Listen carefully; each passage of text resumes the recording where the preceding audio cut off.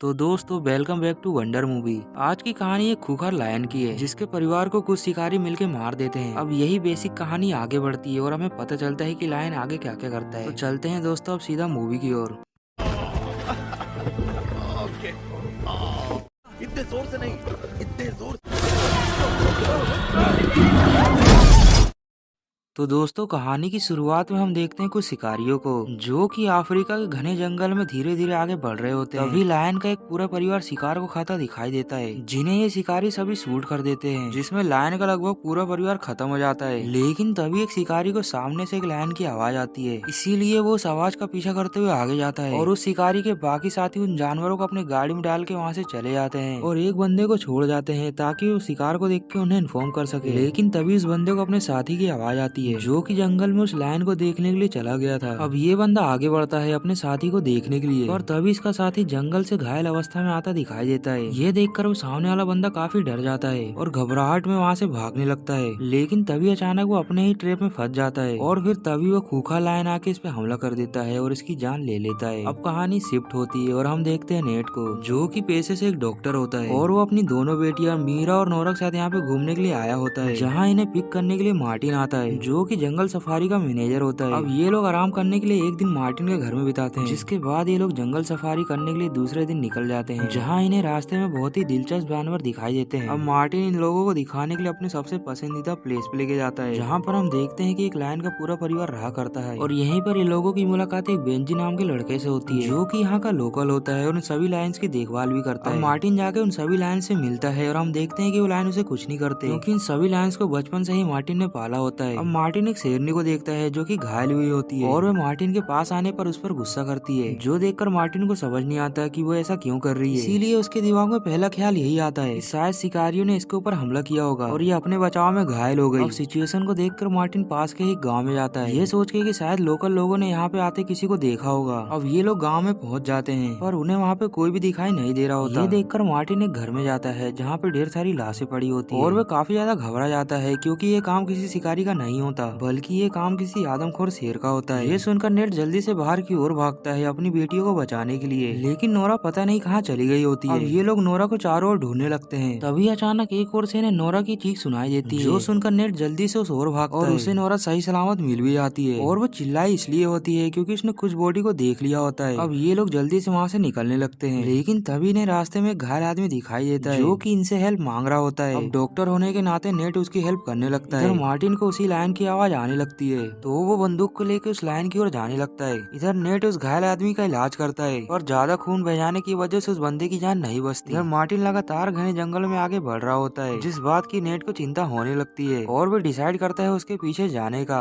अब वह मार्टिन के रास्ते पे जाने लगता है, लेकिन तभी अचानक वो उस रास्ते में लायन को देख लेता है और तेजी से वहाँ से भागने लगता है और जल्दी से जाके दरवाजे को बंद कर लेता है और उस लायन के खतरनाक हमले से बच जाता है। लेकिन लायन अब इनकी गाड़ी पे चढ़ जाता है और रास्ता ढूंढता है किसी प्रकार इनकी गाड़ी के अंदर आने का, जहाँ वो आधी खिड़की को खुला हुआ देख लेता है और वो वहीं से इन लोगों पे हमला कर देता है। ये देखकर ये लोग काफी पैनिक करने लगते हैं, लेकिन तभी मेरा उस गाड़ी को आगे चला देती है, जिस वजह से वो लायन नीचे गिर जाता है। लेकिन तभी जल्दबाजी के चक्कर में ये लोग कार को ले जाके ठोक देते हैं और वह कार एक खाई से लटक जाती है।